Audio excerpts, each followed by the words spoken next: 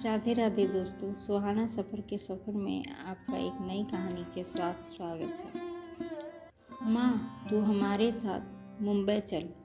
बाबा थे तब बात अलग थी, अब तू इधर गांव में अकेली कैसे रहेगी? बेटा पवन बोला। मैं सोच में पड़ गई। दिल का दौरा आने से पति की अचानक मृत्यु हो गई थी।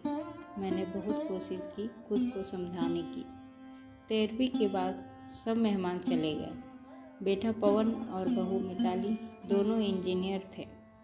बेटा और बहू के साथ रहने मत जाना, ऐसा मेरी एक सहेली ने कहा था, क्योंकि कमाने वाली बहू को बूढ़ी सास जरा सी भी पसंद नहीं होती। तेरे वहाँ जाने से उनकी स्वतंत्रता में बाधा आएगी और वह तुझे ताना मार मार के तेरा जीना हराम कर देगी। जाने दो भाई, जब जिंदा थे तब उन्होंने अपनी सारी प्रॉपर्टी अपने बेटे के नाम कर दी थी। ऐसी परिस्थिति में बेटा और बहू यह मकान बेच सकते हैं और घर के सब पैसे लेकर तुझे एक एक पैसों के लिए तरसाएंगे।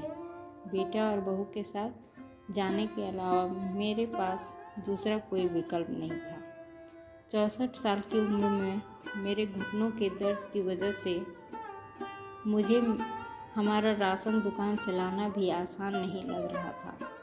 13वीं का पूरा खर्च बेटे ने उठाया, पर छोटे मोटे खर्च के लिए बेटे के सामने हाथ फैलाना मुझे पसंद नहीं था और हमने बचाए हुए थोड़े पैसे मुझसे खर्च हो गए थे। अब परिस्थिति ऐसी थी कि मेरे पास 50 रुपये भी नहीं थे और यह बातें सोचने में मैं पवन को कोई उत्तर नहीं दे सकी। इतने में मिताली बोली, माँ, मुझे बताओ कौन सी साड़ी रखनी है, मैं आपका बैग पैक कर रही हूँ। जब मिताली ने ऐसा कहा तो मैं उसे कुछ कह नहीं पाई, चुप रहकर उनके साथ मुंबई आई।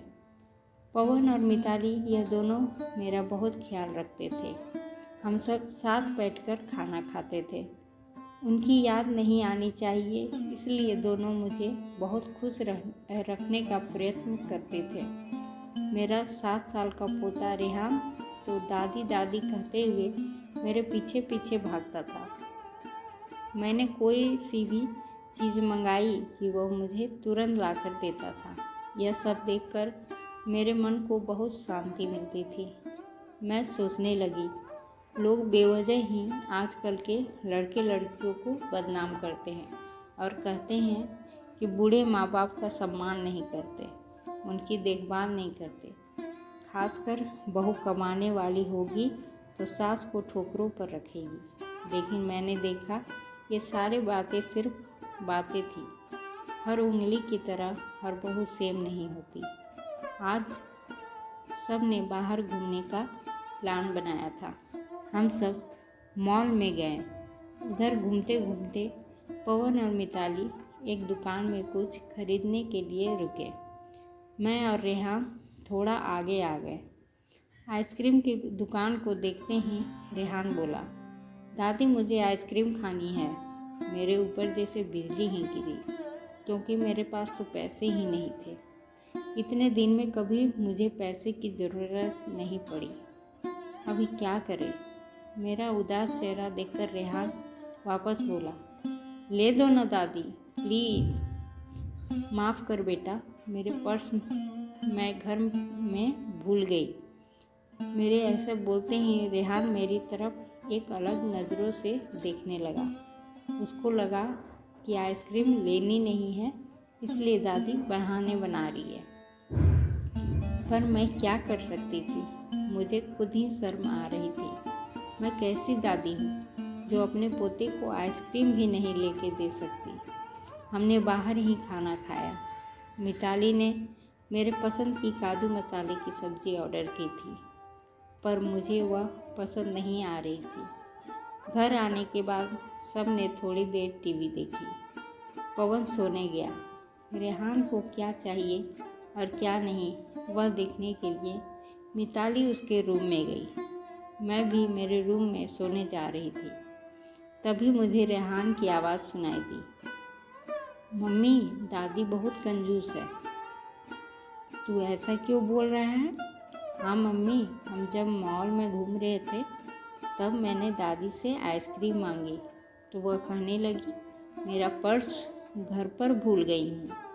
यह अच्छा है क्या मम्मी? कंजूस दादी। रेहान, क्या है?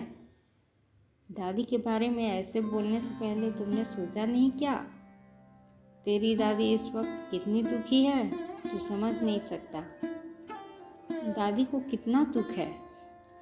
बेटा, दादी और दादा जी गांव में साथ रहते थे। तभी अचानक दादाजी हम सबको हमेशा के लिए छोड़कर चले गए। जिस व्यक्ति के साथ हम 24 घंटे साथ रहते हैं, साथ उठना बैठना खाना पीना हम साथ करते हैं, हम सब अपना सुख दुख बांट लेते हैं, वही व्यक्ति जब अचानक हमको छोड़कर चला जाता है तो कितना दुख होता है, तुम अभी नहीं समझ सकता।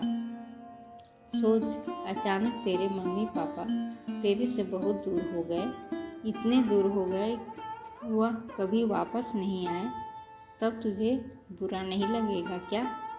नहीं मम्मी, मैं तुम दोनों के बिना नहीं रह सकता, रेहान बोला।